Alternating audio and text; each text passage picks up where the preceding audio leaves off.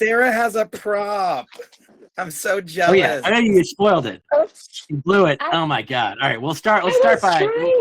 I was afraid I was gonna ruin it, and All right. Well, cheers to everyone. I was so worried about not having it that yeah. It's fine. It's fine. We're starting. All right. Sorry. We're starting the recording after that travesty. Whatever the thing would be. Welcome everyone to our long-awaited live stream about Troll 2.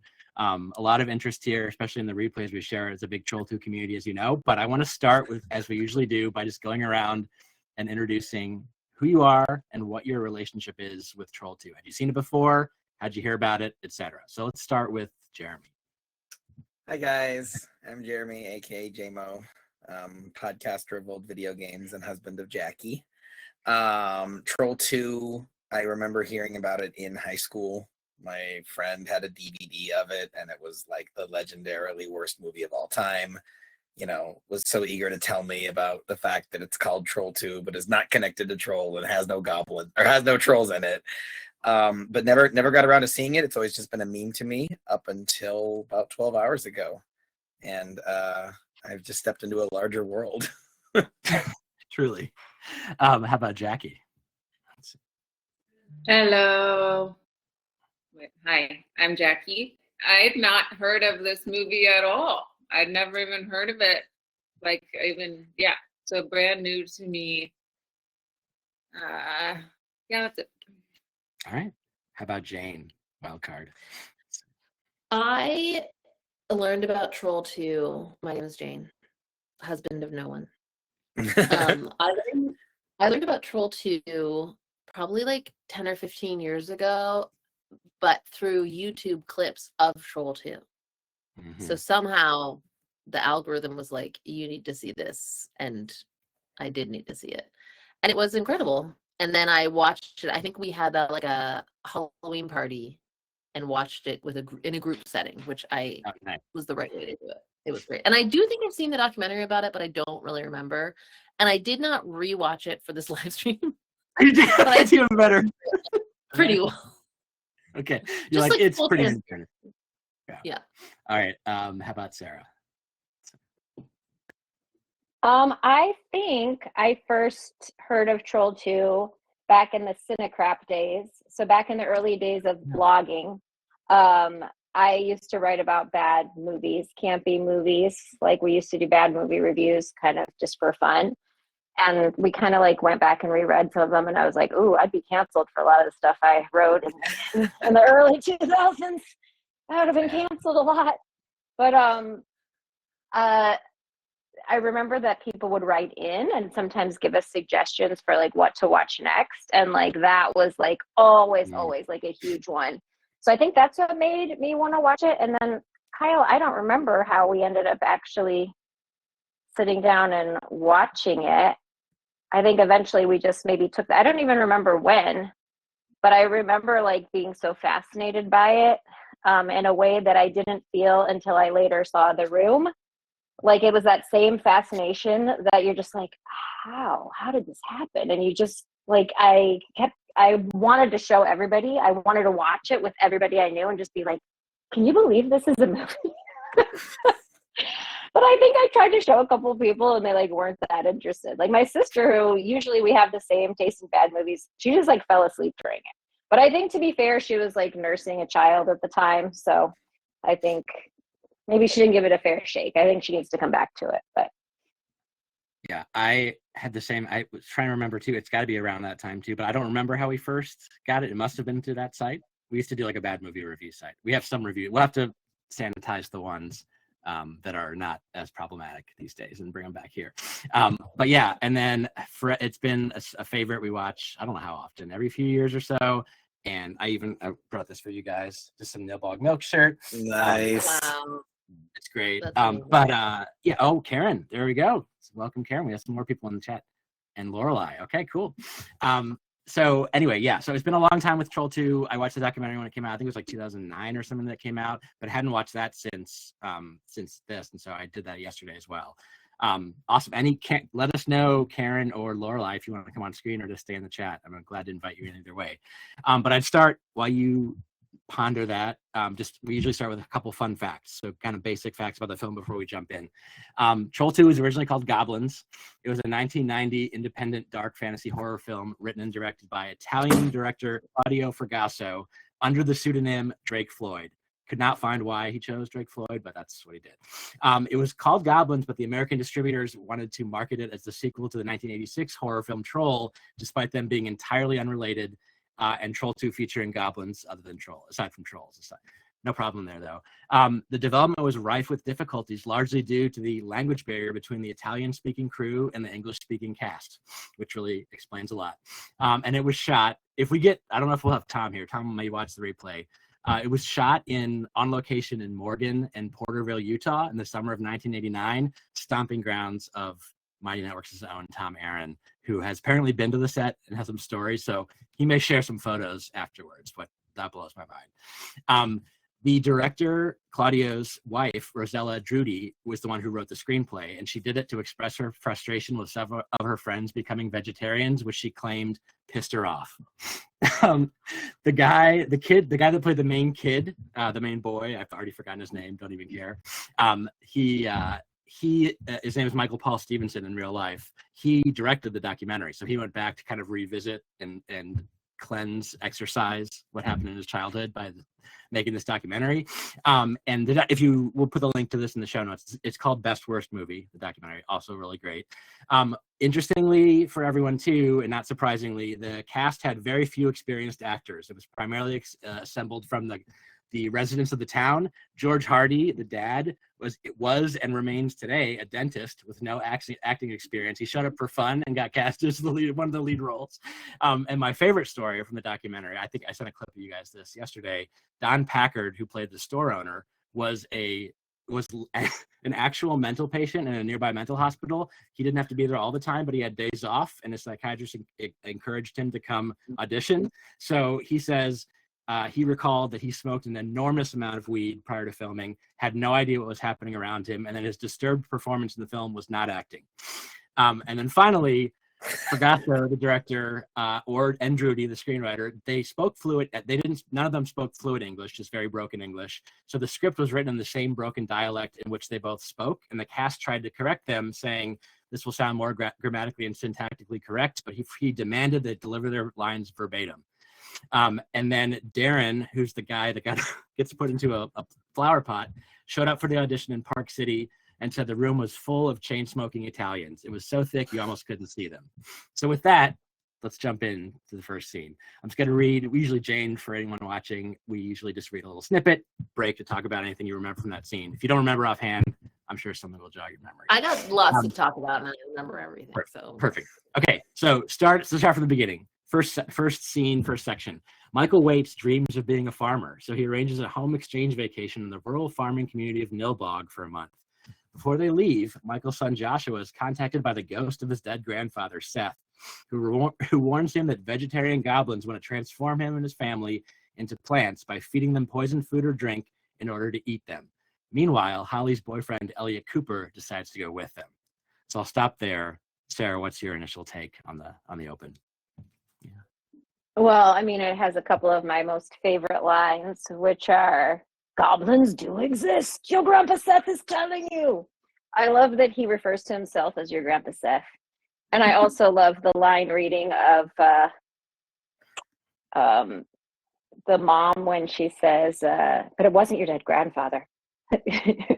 She's like, "I had an imaginary playmate when I was a kid," and she's like, "But it wasn't your dead grandfather." And it's my favorite line reading because I don't know why, it's just hilarious.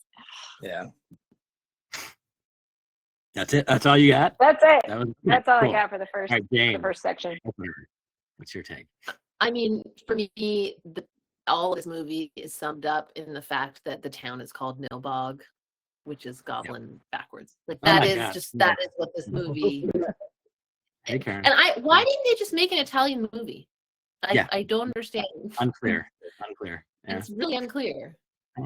We were like a good 40 minutes in when Jackie realized first that Nilbog was goblin backwards. It took way too long in this home.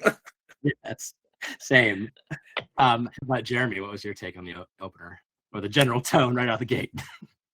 I think this movie has some ideas. Like, for as much as I was told that it was gonna be this shit show, there's a lot of shots where I'm like, well, that's interesting. Like, I really like the grandpa ghost standing by the side of the road with the sign that says "Make them stop," and it's like, that's scary. That's good horror writing, you know. And I thought that I didn't know there was gonna be any sort of ghost element to this. And so that made just kind of the B plot of the movie way more interesting than I was expecting. You guys are gonna find I actually really like this movie, like kind of unironically. But I'm willing to forgive a lot if you're an underdog or if you were attempting something despite not having the actual means to accomplish it, because that's how I live my life.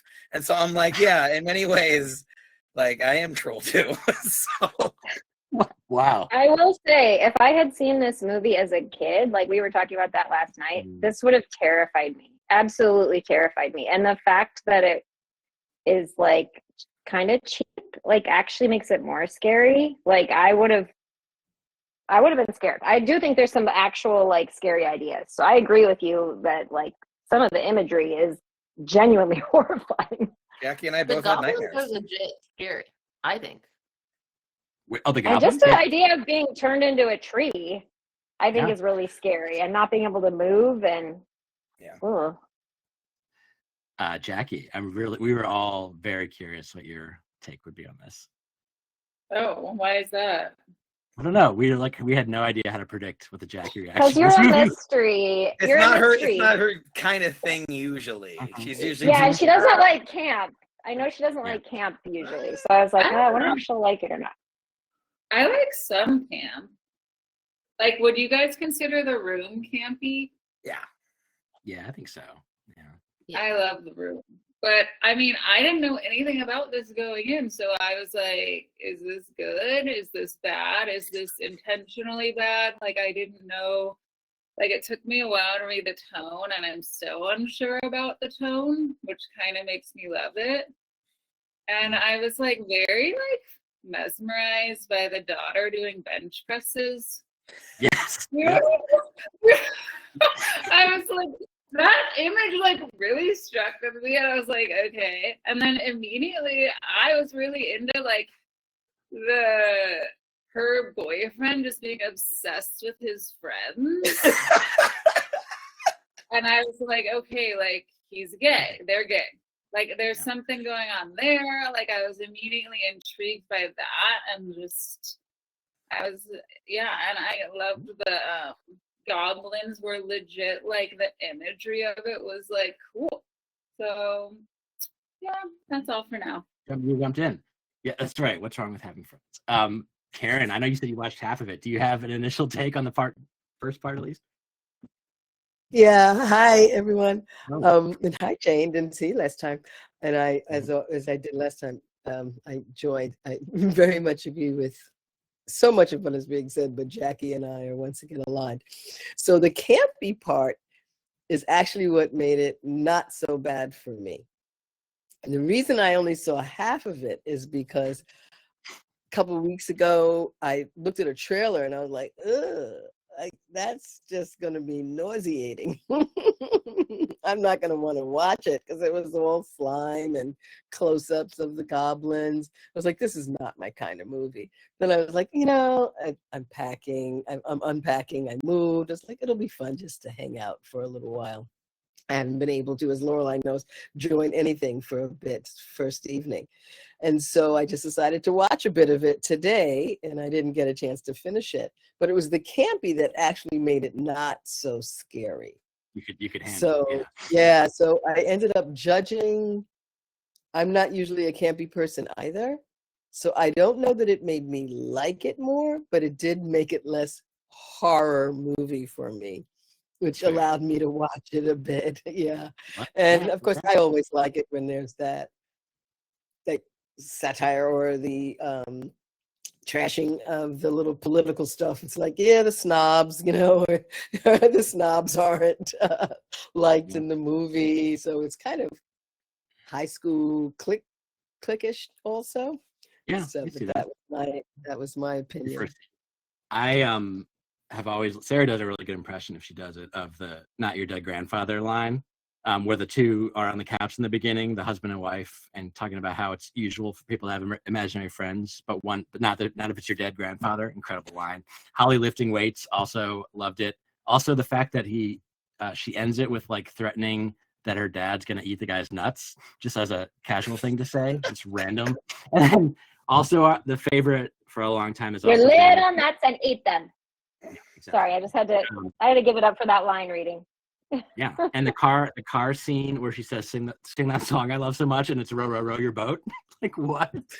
She's asking the teen to sing it. You Incredible. didn't tell me you were Classic. to the car scene. Yeah. Essential. Okay, so let's move in. Let's get into the action. We're moving into Nilbog. We arrive at Nilbog, and they meet their strange and aloof exchange family, who apparently are called the Presents. No idea, never named in the movie, or maybe they were. I missed it. No, they were. There, Joshua destroys all the food with help from Seth's ghost. We'll talk about why in a second. Arnold goes for a walk and witnesses goblins pursuing a girl. When he approaches and insults them, they respond by throwing a spear into his chest. They flee to a chapel where they encounter the goblin's queen, druid witch Credence Leonore Gielgud, who uses the Stonehenge magic stone to give the goblins power. She tricks them into drinking a magic potion that dissolves the girl into vegetable matter, which the goblins then eat.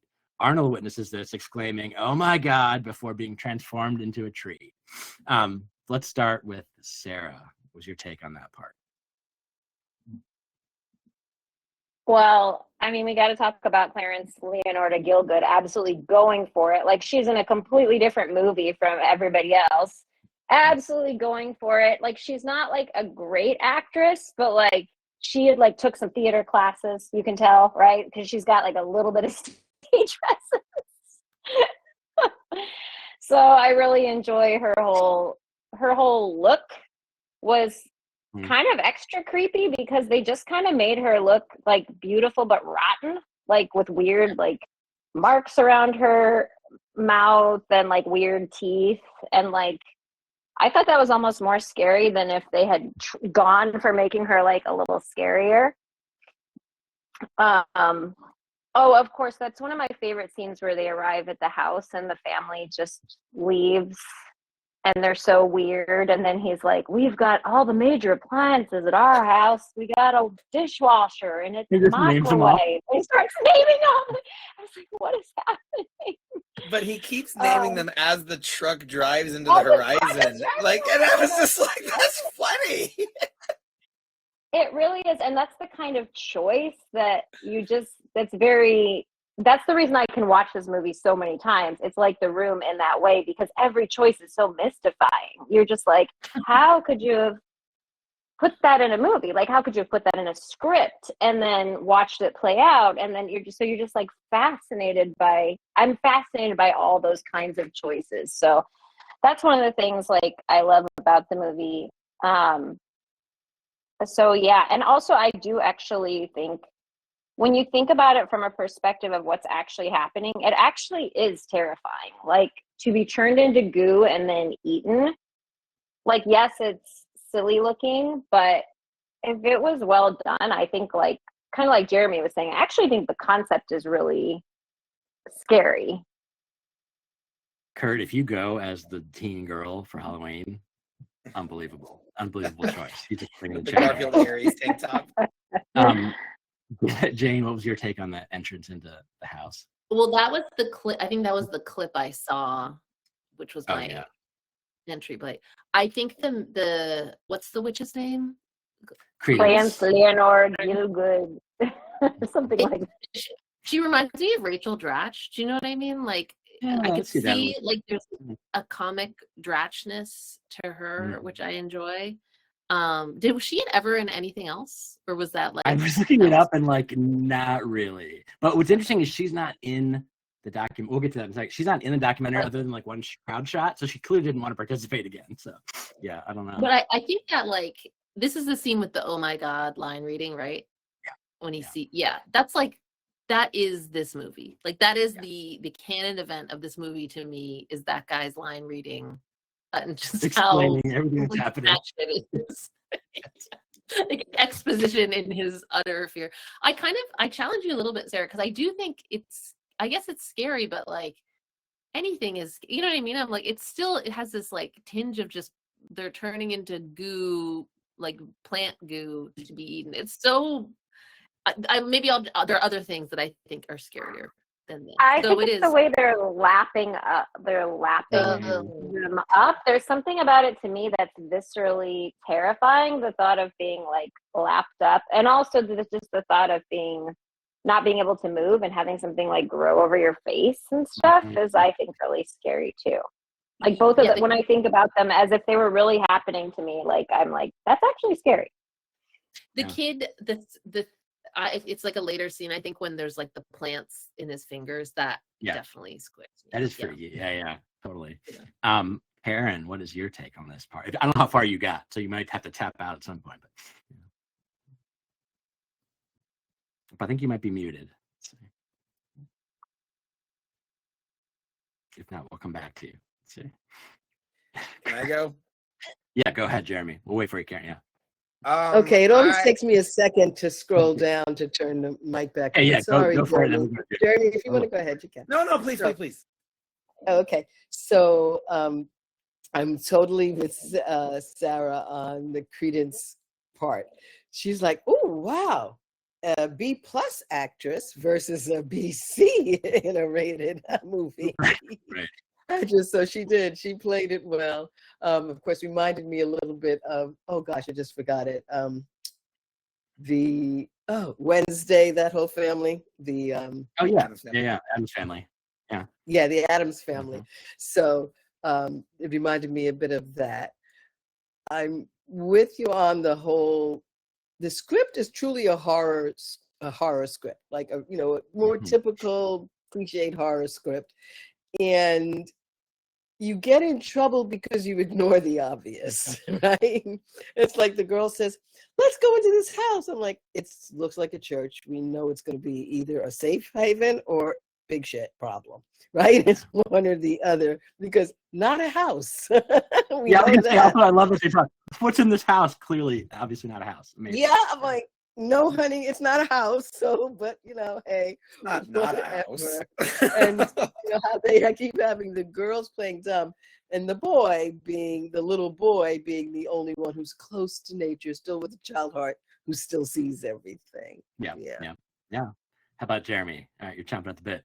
So, no, I think for as clearly rinky-dink, low budget, poor quality as this is, I think the Credence's house is actually kind of a cool set. Like, I feel like they really got a lot of use out of that. Like there's a scene later when a goblin goes over the balcony and falls, and I was like, okay, you used the verticality of it. You had the girls, so I actually, when I said Jack and I each had nightmares, that wasn't an exaggeration. Like, this movie really does get under my skin, and Jane was saying that, like, it's kind of silly, but it's like, I think it's a matter of what scares you. And I think what's really scary about this is that, like, it's very slow. Your transformation into the plant and into the food is very slow, and you're very helpless. And I feel like you could give this movie a budget and a really good cast and director and not change much of the script at all and make a really high quality horror movie. And I think that would actually be kind of an interesting remake, to kind of redeem the concept. Oh my God. Yeah, Jane's put in the chat. Robert Eggers Troll 2. That would be incredible. Now I'm seated. I am sat for that. Oh, but if you make a remake of this, you call it Troll 2 2. Yeah, exactly. Yes. 100%. Yeah. Jackie, what's your take on this part? I mean, am I the only one that just like thought about repressed homosexuality like a lot? No. Okay. Kyle brought that up too with the boys. Yeah, it was the two shirtless dudes in bed together. That you mean? Yes.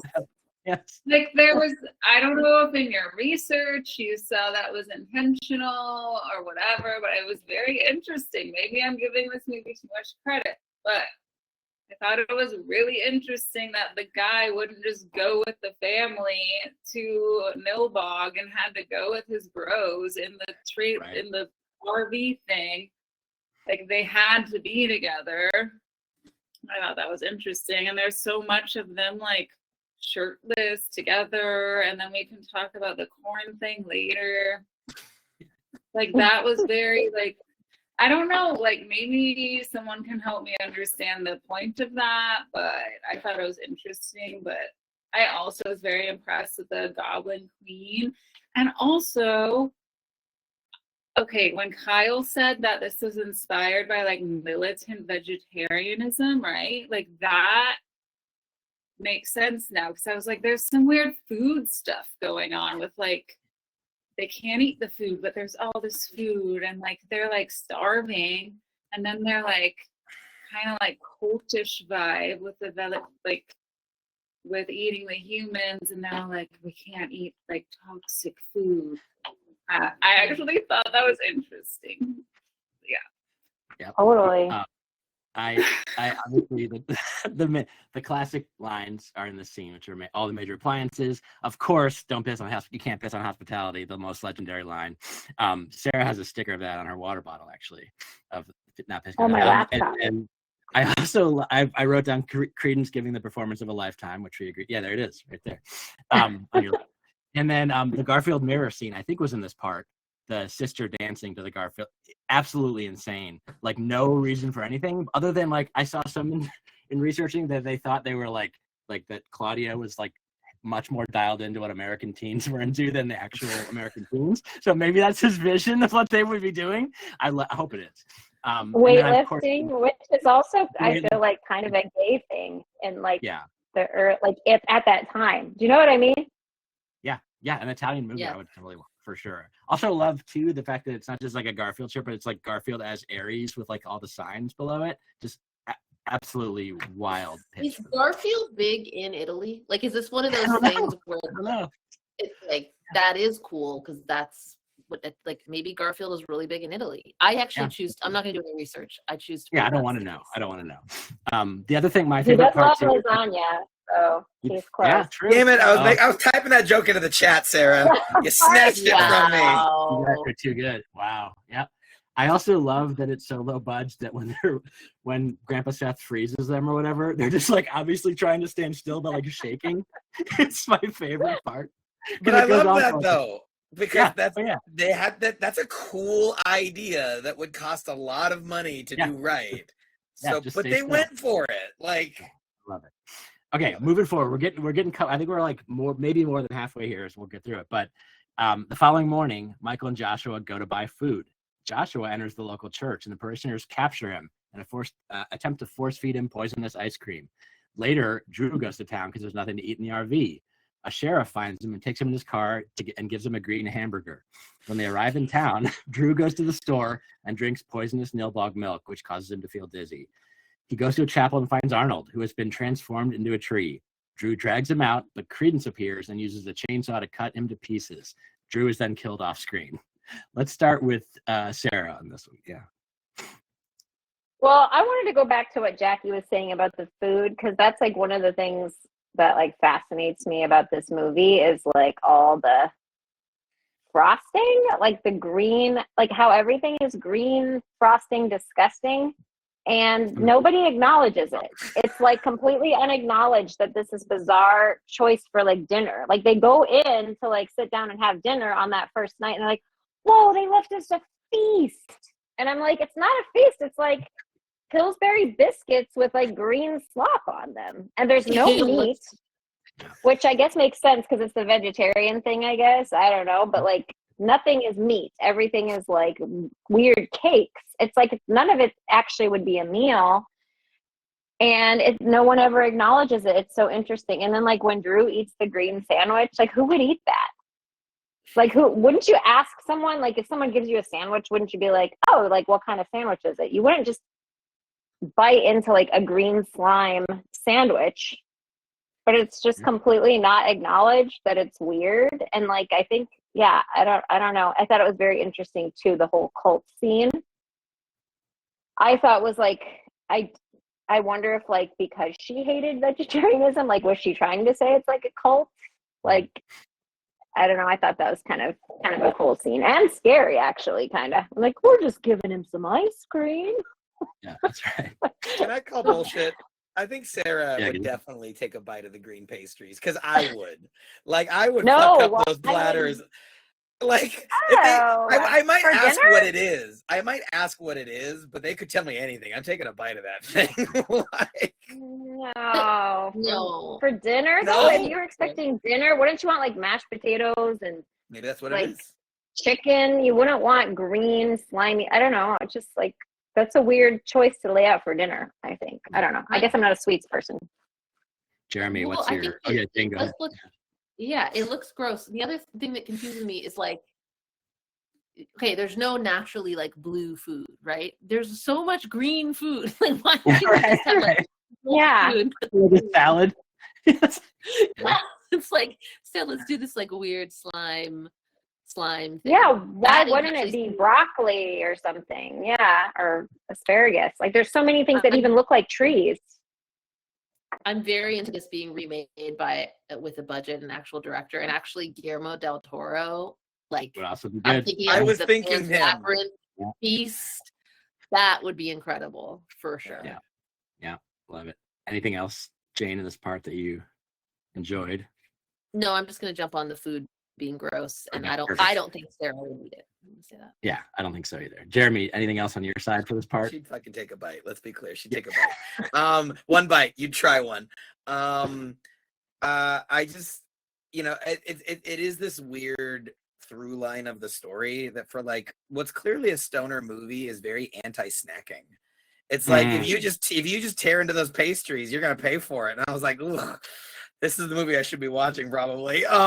But I do think that segues or connects to the climax of the movie of a bologna double-decker sandwich being their savior. And there's some weird like anti-health food, pro-corporate, eat your Big Mac, idiot. It tastes good.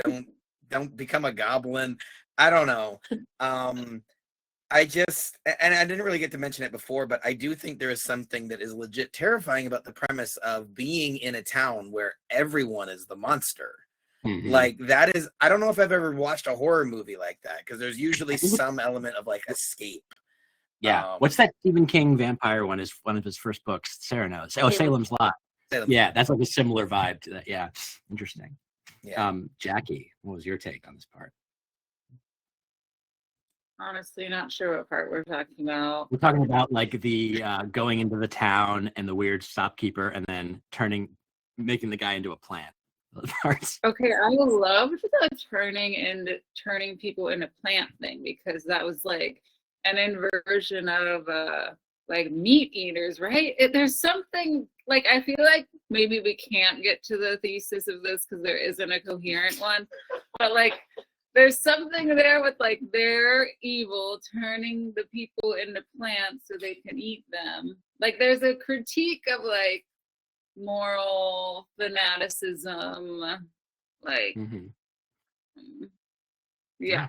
But I disagree with Jeremy. I don't think it's like a pro-corporate food vibe. It's more of like an anti-militant, like moral, like vegetarians vibe that ruin it for other people. Yeah. That kind of sounds like that vibe is what she was trying to do too. Karen's So walking she away. really hated vegetarians. That's Yeah, I think she saw in the thing that I saw all of her friends were becoming vegetarian and it was annoying her. So like very cult like. Karen, I don't know if you got this far, so maybe let us know. Yeah. What was your take? I did. So of course, since I didn't watch the documentary, I didn't know anything about the vegetarianism part. I just thought it was slime, right? From movies, more like Ghostbusters than right? More like Ghostbusters slime because I didn't, know about the whole vegetarian thing. But once again, it just reminded me why did the little boy have to yell, "Don't eat it"? Like from the very first movie, everything was green. the Kool-Aid, the drinks, the food, slime on the corn. Like, why did he even have to tell them, let's eat it? Yeah, you're right. The best part was like the The one corn dollop of green. slime. Yeah, that's like she's biting What's right on that that? part. Huh? Okay. Oh, I was just gonna say we were laughing at the fact that like it was one dollop of green on the corn, and that's exactly where she has to bite on the green. Yeah, it was just like just a stream. We was like, who would eat any of that? As you know, others were saying before, who would eat a green burger? Who would? I mean, it's kind of like that's the part that. And I'm with you on Guillermo del Toro. If he did it, this would be like a whole other thing, right? I probably would be terrified. But instead, I'm just like, why? You know, it's just, don't do it. It's when you just yell at most movies, don't, because it's so obvious. Yet, making a movie, so they're gonna eat it.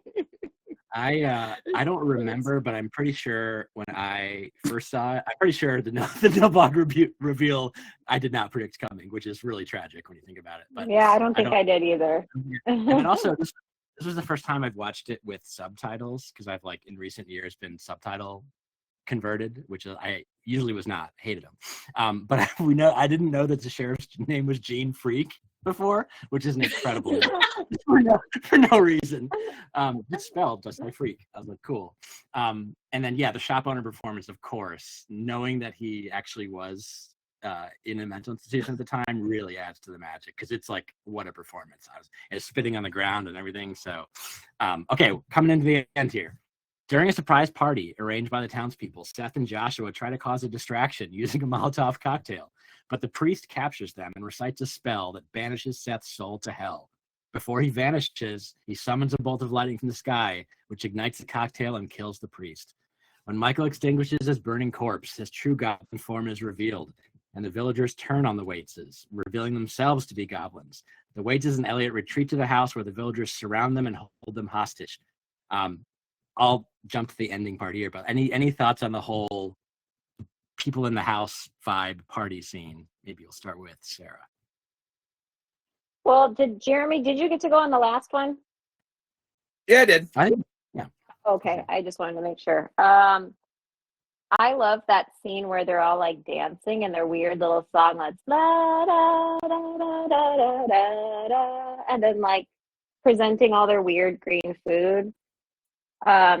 But I was a little confused as to why do some people they just go after in goblin form and attack them, and some people they have to like lure in and like trick with their like fake human form. I wasn't really clear on that. I'm not sure that anyone's really clear on that, but maybe. But I do think it makes it more creepy, and I actually love some of the performances of the townspeople. Like, I love the townspeople. Like, I love the sheriff, the big sheriff. I thought he was actually genuinely scary. Like, if he was yelling at me, telling me to eat, I'd be, like, genuinely scared. And, yeah, the shopkeeper's great. There's a great lady with, like, she looks very 80s, with, like, a brown dress and, like, glasses. She was, like, really cool looking. And, like, I don't know. I just liked all the townspeople scenes. So...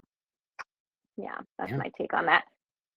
Jane, what was your take on the party? The popcorn is not at the party, right? That's coming up next. I'm saving the best for last. Don't worry. Yeah. Okay, that's like another like. It's been a while, but I remember that part.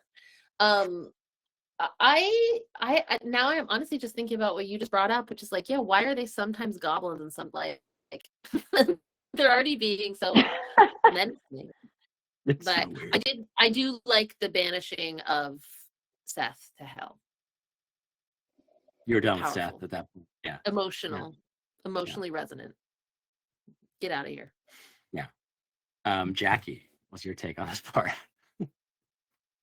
I mean, I guess I just agree with Sarah, where I really like the sort of like cult energy of the party scene and the dancing, and like I thought that was really cool. And this sort of like, I don't know, I feel like I'm giving this movie too much credit, but like there's this like sorry.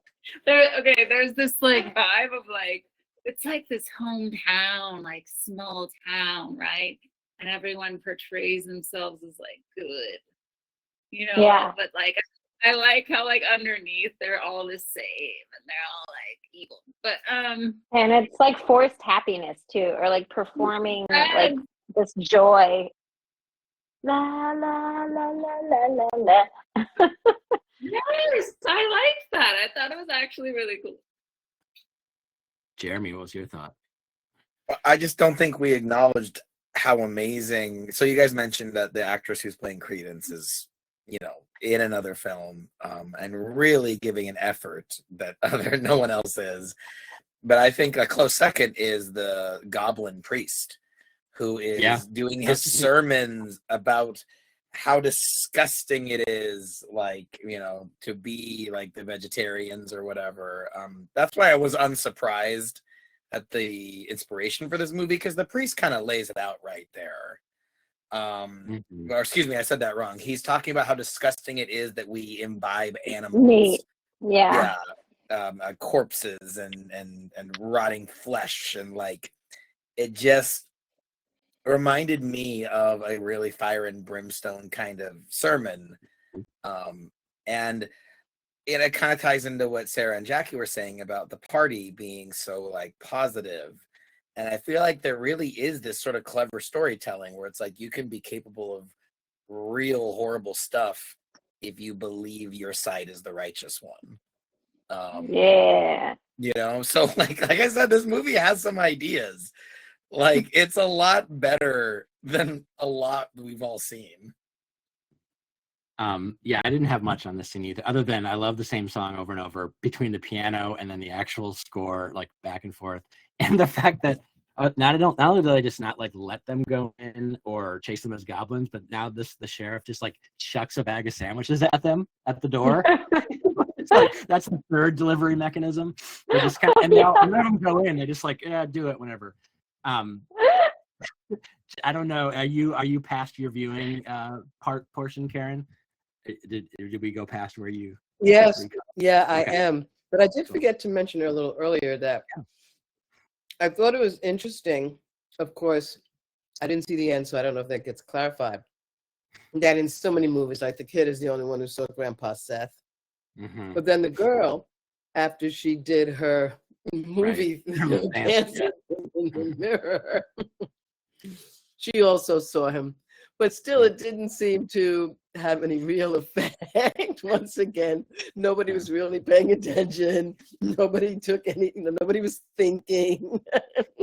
There were no heroes in the movie, just a little boy noticing things until, I guess, the end. Okay, cool. Final part before we give our hot takes on this. So here we go. This is where a lot of things come together. Credence travels to Elliot's RV, where she seduces Brent and drowns him in popcorn. Meanwhile, Joshua, Elliot, Holly, Michael, and Diana hold a seance to communicate with Seth, who returns from the dead and informs them he can retain physical form for 10 minutes, but he must return to the afterlife. Seth gives Joshua a paper bag containing a secret weapon to use against the goblins. The goblins break into the house and transport Joshua to Credence's chapel, where Joshua opens the bag, revealing a double-decker bologna sandwich. He eats the sandwich, making his body poisonous to the goblins. He then touches the Stonehenge stone along with his family and Elliot, which destroys Credence and all the goblins present. The family returns home, where Joshua's mother eats food from the refrigerator, which was poisoned by the family of goblins who took over their home. Joshua walks in on a group of goblins eating the body of his now dead mother, who offer him a bite as he screams in horror. Jeremy, we got to start with you.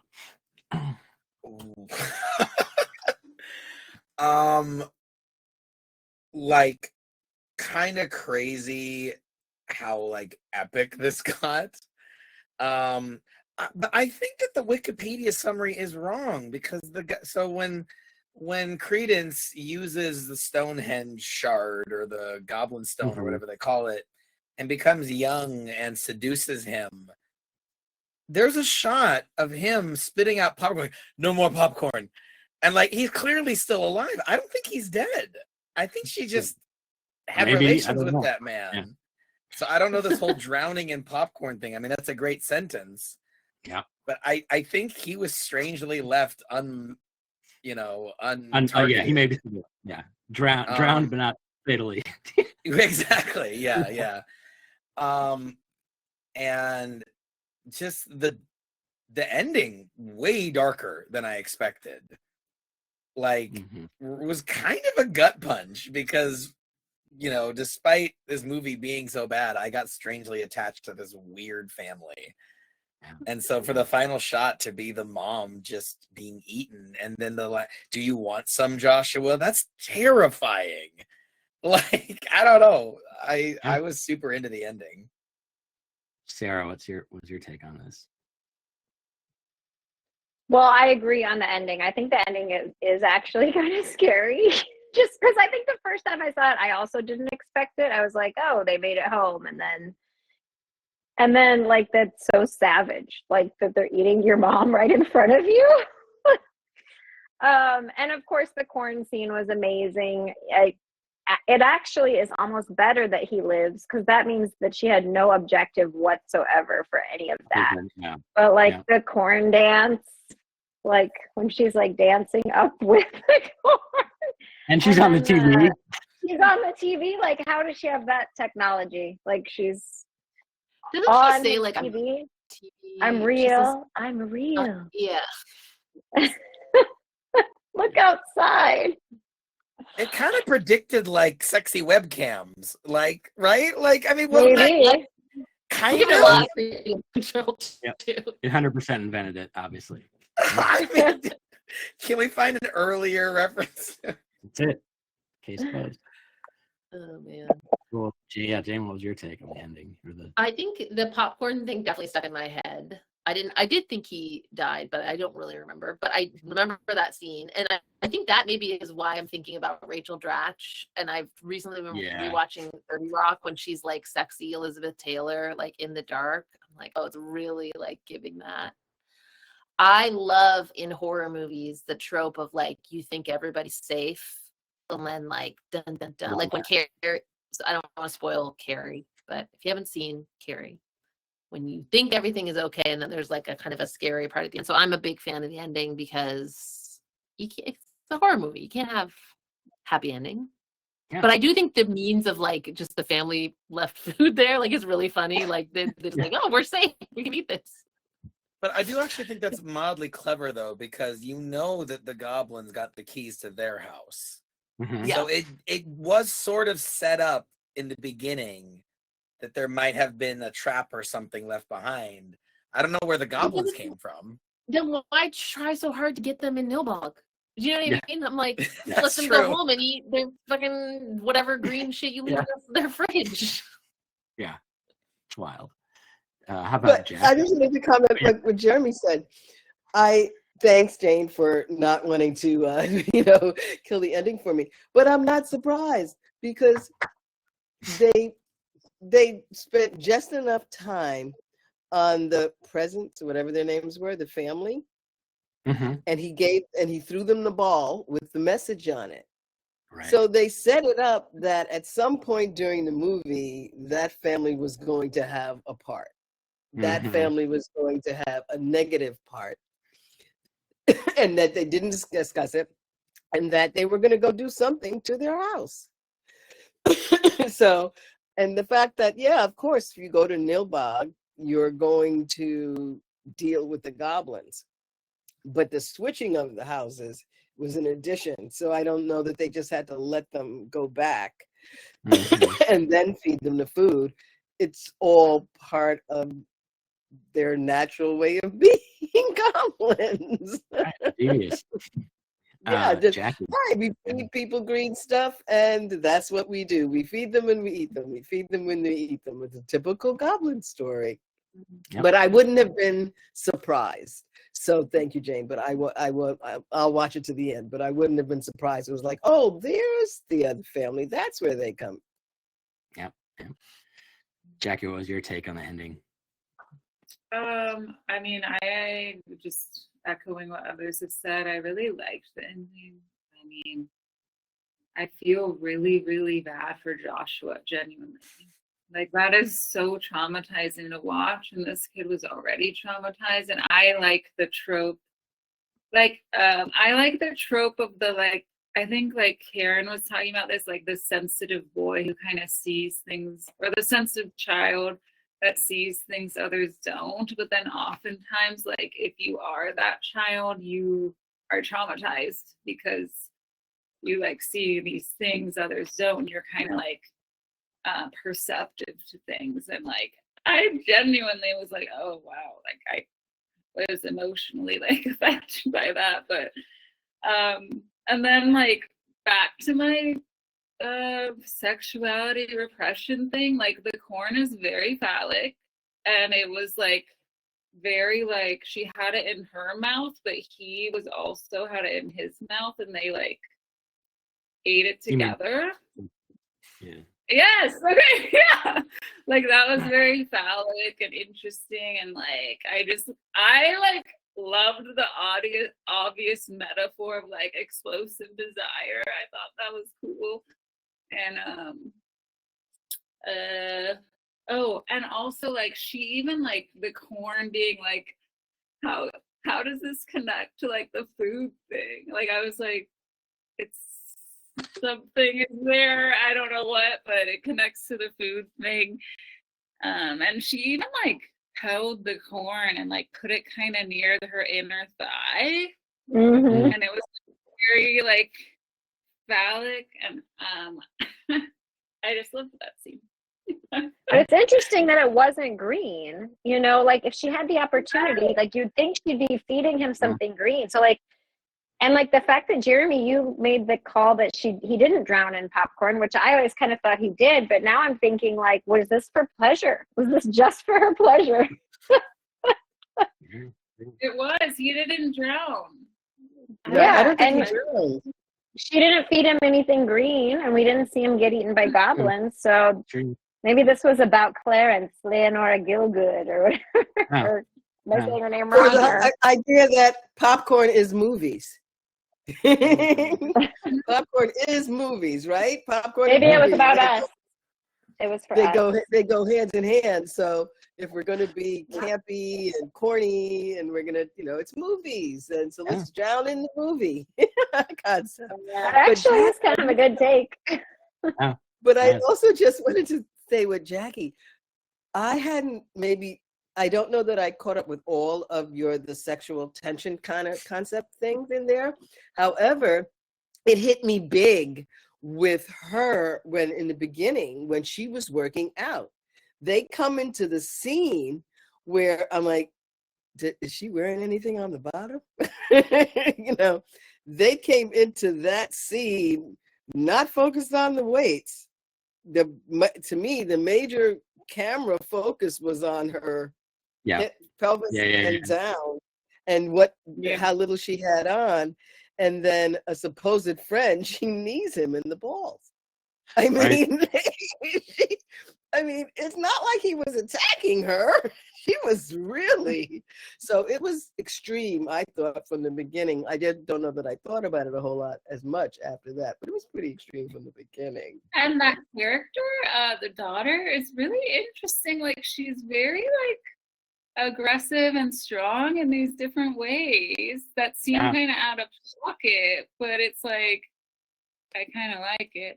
Also, vaguely uncomfortable with that scene Karen was talking about because she looks extremely young. Yeah, I feel like the actress is not. It was not great. Exactly. Yeah, very. I love that the whole. But fatal, I mean, teenagers have sex. I don't know, but. Yeah, but you don't want the camera to like to linger more than like that's that crosses into a different. I like, and it was a very different vibe from the rest of the movie. There was that scene, and I wondered where is this going, but then that didn't appear in the same depth for me in what I saw of the movie. But that to me was kind of like campy. Whoa. Who shot that? I want to know who was behind that camera, right? What were they thinking? I like that the fatal piece of meat or whatever to destroy her at the end was like not like a steak or anything else, but like the cheapest possible thing you could get, like a sliceable bologna sandwich, which is very on brand for this movie, which I kind of loved. That was it. I was filmed in Utah, a couple cities in Utah. Jeremy, for And it was like 8 slices of bologna on that sandwich. It was so stacked with bologny. It was really more. Yeah. It was more I would than eat a the double. green stuff before that much bologna. And so would you, Sarah. No. I like bologna. I would totally That eat that much? bologna sandwich. You like 8 inches of solid bologna? Maybe I do. I like it better than green that would slime. Yeah, I'm not going to eat the green slime sandwich, okay? Before the bologna sandwich. I'm an American. But if it was pastrami or any other roast beef, it would be a New York deli sandwich. Exactly. But not usually bologna, but anything else would be like that for a New York deli sandwich. All right, so wrapping it up. So we usually do best and worst part of the movie to you, and then we will do a quick critical recap and then give our scores. Then we'll be done. So best and worst. What is your favorite part of the movie and the worst part of the movie? Start with Jeremy.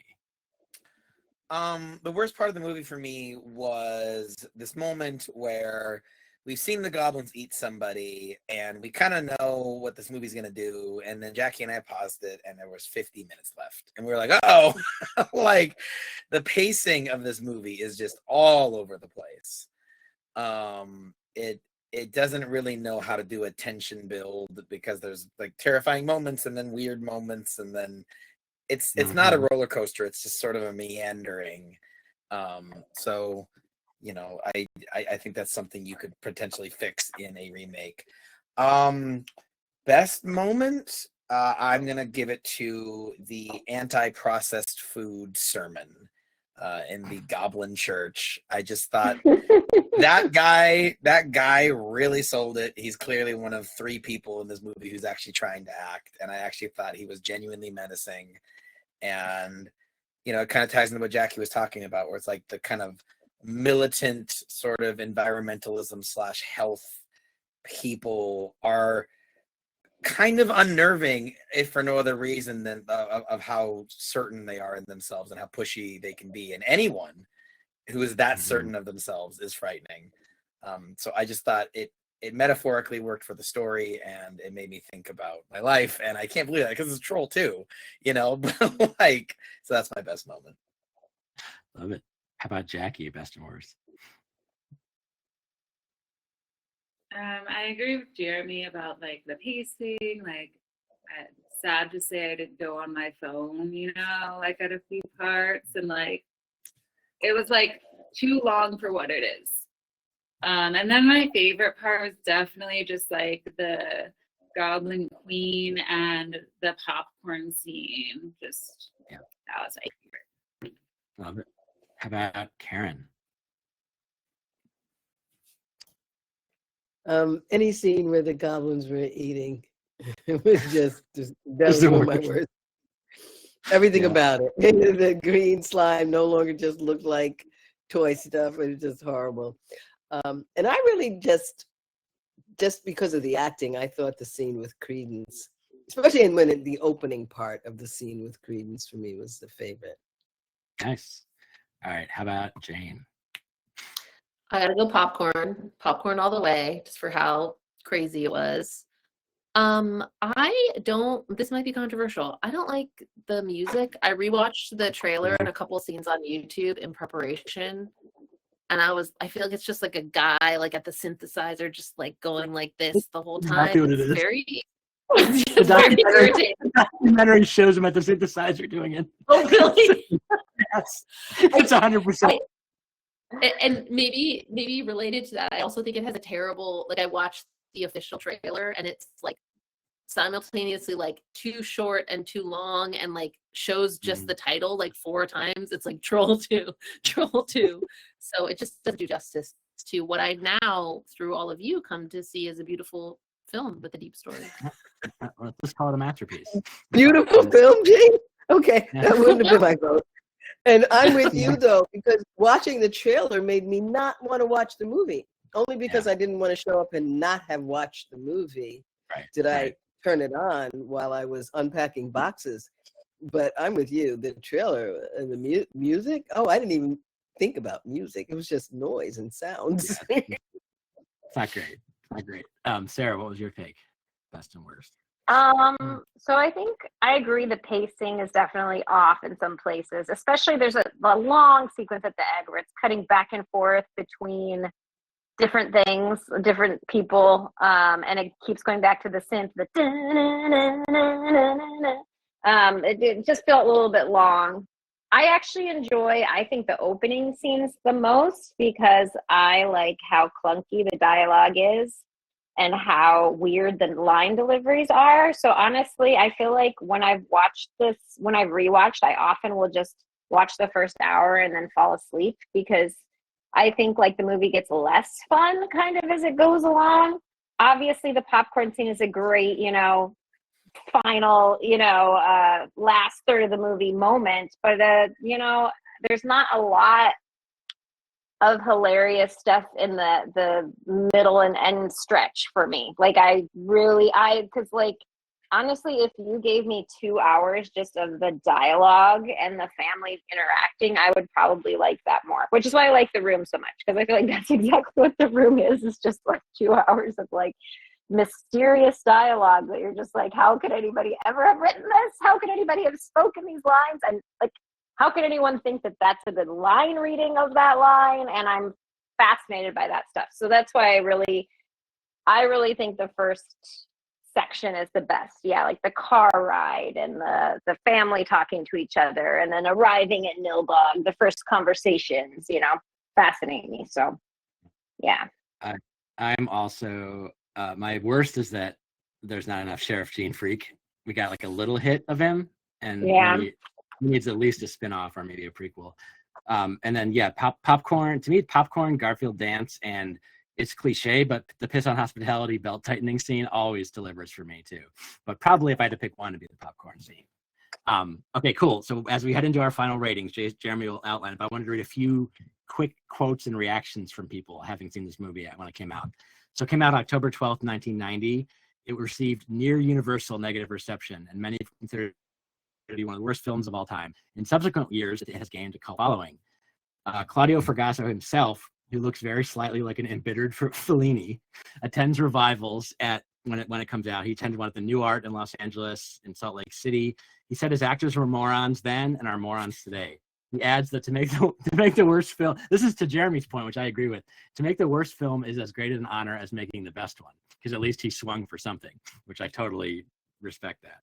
I think what kind of endears it to me too, which is that people say, crucially, there's no cynicism to Troll 2.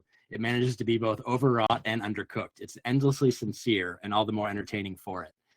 Michael Stevenson said, I don't think I processed it as a kid, but looking back at the script, now it's translated very strangely. Even a few years ago, I've read it and been like, what on earth? This doesn't make any sense. It's like auto Google Translate or something in today's era. It's like almost creating a new language, like an Italian's interpretation of what American teenage kids would sound like. There's so many elements of the movie that have this air of mystery. It's called Troll 2, but there's not a single troll in the movie. It's in English, but it seems like nobody's speaking English. I'm sure people that have seen movies are less competent. People have seen movies that are less competently made. It's not like somebody who didn't know how to make a movie in any sense went out and made this film. That said, dare I say, there's art behind it all. It seems so otherworldly. And then a couple updates on that. One of them just like changed my life when I heard this last night. Well, one is if you watch the documentary, you'll see that Margot Prey, who played the mom, Diana, has gone pretty much off the grid. They capture her on camera a little bit, but she won't leave her house. She wouldn't go to the premiere. And since then, no updates on her. And so I'm not a psychiatrist, but she doesn't come off incredibly well in the movie. So mentally, she's definitely kind of an enigma right now. And then 2 people have died since. One is not surprising given how old he was then, but Grandpa Seth has passed just in recent years. And also Creedence, Deborah Reed, passed away recently. I think of cancer, it said, which is a bummer. So the rest of the cast is around, and most of them are in the documentary, so if you check it out. And then I saw at the end of this, I had no idea, and I'm sure it's even worse than this, but there is an official Troll 2 sequel now called Under Control, TROLL, obviously. It premiered in October 2019, and it does star George Hardy back as the dad, Michael Waits. So obviously need to seek that out. But before we leave, Jeremy, could you outline really quickly the Strauss scale so we can give our ratings? Yeah, I'm just looking at Under Control right now. That I don't know how I feel about it. Okay. Yeah. So Strauss scale, born from pandemic movie nights with my family. After the film, you rate it 1 to 10. If you don't regret watching it, it starts at a 5, and you follow your heart from there. So if I can start, Lord help me. I'm giving this movie a 7. It's because I don't regret watching it. It gets sort of 7, 6. Okay, 7 because I want to change my favorite part. There's a scene where one of the goblin actors just grabs Joshua's face, and Joshua is like an actor, played by an actor who's like maybe 7, 8 years old. He shakes the shit out of that kid, and it's so intense. And I was just like, wow, like what a performance. So that's why it's a 7 for how hard he shook that kid's face. I don't know if this is weird to appreciate, but I don't know if I've ever seen a child be that thoroughly like jostled before. Jeremy celebrating child abuse. No, I'm not. I'm celebrating that the actor went for it and the child actor went for it, and they kept rolling, baby. That's why it's a 7. Right. Troll 2, I like Troll 2 a lot. Yeah. Okay, Karen, I'm very curious. You haven't finished it yet, but what you've seen at least, if you want to weigh in. Yeah, I was glad it was only $3.99 in rent. Yeah. I would never have watched it except to come and chat about it. I still appreciate it. Yeah. And so I guess I'm more in the, I'll give it a 2 because I'm glad I watched to come and chat about it, right? But so not totally sorry I watched it because otherwise it wouldn't have been this fun conversation. But definitely not my kind of movie. Yep. Jane, we gotta hear Jane. All right. Oh, I think you're muted. I'm surprised I'm rating it higher than Jeremy, but I'm going to give it an 8. I definitely don't regret watching it. This actually made me want to re-watch it because it's been a while. And all I ask for in my movies are that they are entertaining. And I don't think anybody could say it's not entertaining. It's pretty entertaining. Nothing worse than a boring movie to me. And it is definitely not boring. And that's my rating. An 8. Love it. I stand by. Jackie's take. Okay. Yeah, I'm with Jane. I am at an 8-ish. I think it is just this perfect example of like the type of camp I really appreciate, where it's so like, it's so bad it accidentally turns into something really interesting and cool, and actually like beautiful. Yeah. Right. Beautiful. Sarah, what was your take? Well, I think it's not trying to be camp, right? And that's what makes it like, it's like accidentally camp. And I think that's like the difference. But I also was going to give it an 8. Watching it brings me joy. Every time I watch it, I enjoy it. I'm happy every time I watch it. I watch it when I want a good laugh, when I want to just revel in the, I don't even know what I would call it, but that feeling where you're just like, sort of entranced by something, you know what I mean? And I feel that way every time. And I've watched it multiple times. I don't know, how many times did you say we've watched it, Kyle? Like, I don't know, at least 5 or 6. I don't know if we've watched it more than that. Like, definitely watched movies, you know, that I've watched like 50, 60 times. But like, I watched it enough that and every time I notice something new that I didn't notice before, it's a very rich text. It's very rewarding watch. Yeah. No, actually, I really do feel that way. I love watching it. So, and like for me, that's a big part of movies. Like I'm kind of with Jane that all I ask is that the movie is entertaining, and I really like a movie I can rewatch too. Like if I can rewatch it multiple times, and it makes me happy, that like really makes me like the movie. Yeah. So what did you give it a rating? Oh, go ahead. I give it an 8. Got it. I'm going. I just wanted to say that. I'm sorry. I'll go up. Okay, cool. No, I'm just gonna say. Yeah, you go. It's good. Yeah.